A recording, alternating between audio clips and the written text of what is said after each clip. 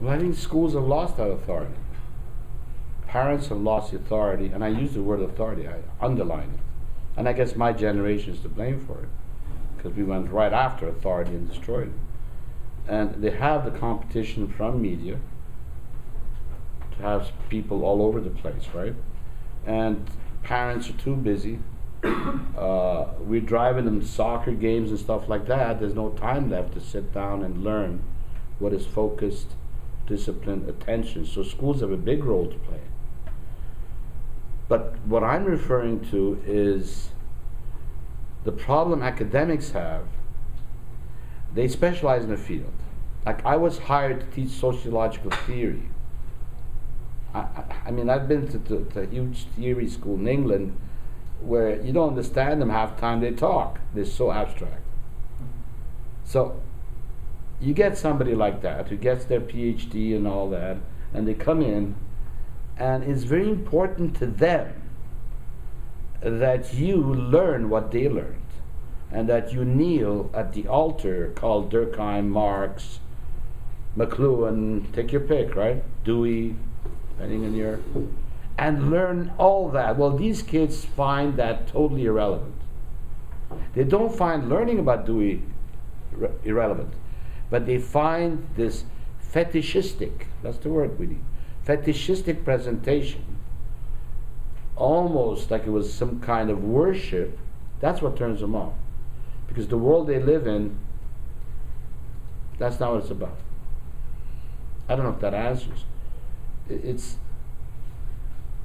It's not that they're not interested, but how do you motivate them? How do you interest them? Interested.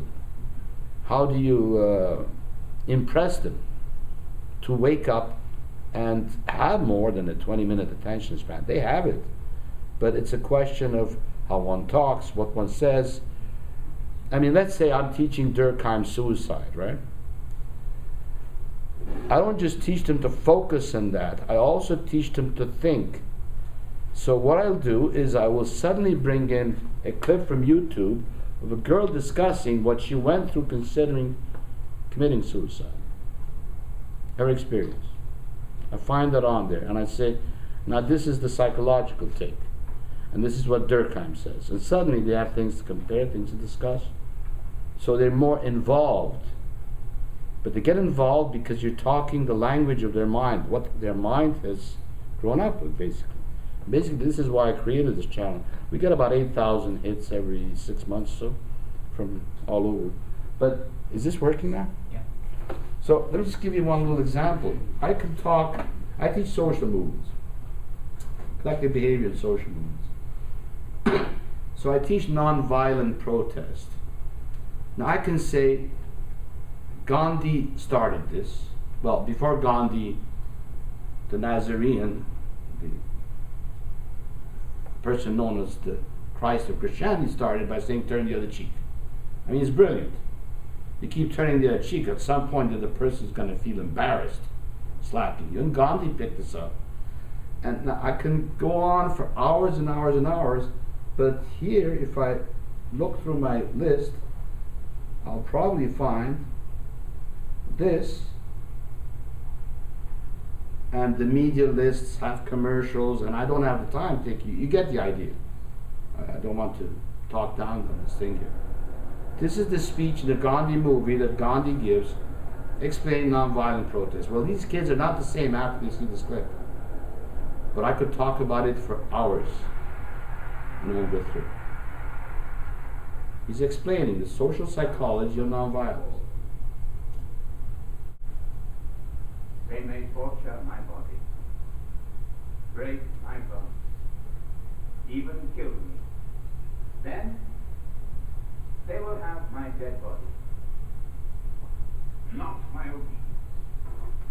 You get the idea. So there are other clips here from civil rights movements, women's rights movements, where they can actually see the actual news footage happening.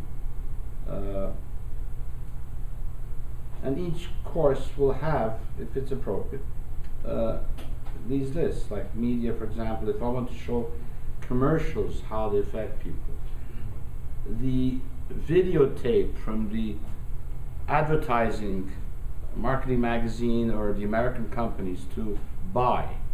Do you know how much it is? $1,800 for the 100 best commercials of the year. $1,800 if you're an education establishment. Who needs that? It's on there. You've got commercials. All I have to do is put in, and the whole trick of this, for those of you who really haven't experienced YouTube, is the search engines of Google and YouTube. First you create an account, a Google account, then you create the channel, and then you go hunting. Every time you're logged in and every time you see a video that makes sense, you add it to a playlist. You create these playlists, right? Different courses for different topics. So in theory, I actually can show them Michel Foucault speaking. I could show them Derrida trying to make sense. He didn't make sense. Most of these theorists make a lot of sense when they're interviewed. That's the best time you can understand them. I didn't get what Charles Tilly was talking about until I watched. Sponsored by Google Plus. Yeah, I think we're dealing with a over-entertained generation, with a generation that things have to be fun, otherwise. And I think there's a seduction involved in getting them back into the attention mode. I don't think you can do it by fading them. I don't think you can do it by a bit of tough love. Yeah, I'm very hard in class, but they know it's out of love. You have to seduce them back through a bit of entertainment. And the audiovisual aspect gives me a little of that. I can talk about the bystander effect all I want in my Self and Society course. When they watch a little girl crying for help because she's getting kidnapped and everybody looking and passing by, they get what we're talking about. Or if they see the Kid of Genovese production from McGraw-Hill. These are helpful tools and they don't cost hundreds of dollars. They're cheap. By the way, we replicated the ABC What Would You Do thing, the bystander approach, in Iran. I did a research trip to Iran 7 months. I'm totally amazed, and I think this is worth considering, just final words, when we talk about technologies and ways of reaching students, because we tend to universalize and think that this would work for the entire world, because we see a global youth. I beg to differ. The cultural differences are immense. We did the same test with the bystander approach in Iran, and you could replicate the test in any Middle Eastern country. Complete opposite results. As soon as the help was needed, the biggest danger to the person calling for help, the accomplice, as you could say in these experiments, was the crowd that showed up. They were getting trampled. And the arguments within the crowd, what they should do to help the person. You call an ambulance, we do this, we do that. So the bystander approach is a very Western phenomenon that has been projected by social psychologists who have not bothered differentiating between ethic and emic studies. And McGill did another study. They studied the teenage brain. It's about 4 years ago. Neuro study. And they concluded that the brain of the 16, 14, 17-year-old is not developed to make decisions. Of the 16, 17-year-old, the universal teenager. And I was wondering, my goodness, what an opportunity. Why don't you go do this test in China, where they're studying 18 hours a day while our kids Facebook, and do it in India, and then go to some Middle Eastern country, see if you get the same pictures of the brain. Might you find something that may inform you about the state of our culture, right? So we tend to think that what we have will apply everywhere. I'm talking about what works here. If I showed this in Egypt, say, right, I believe the students would think I'm not doing my job properly.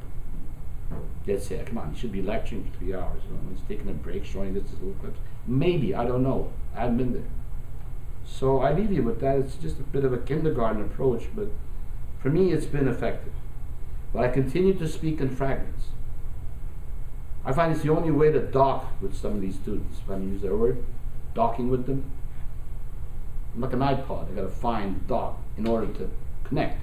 And sometimes really, I have to get their attention with a little bit of,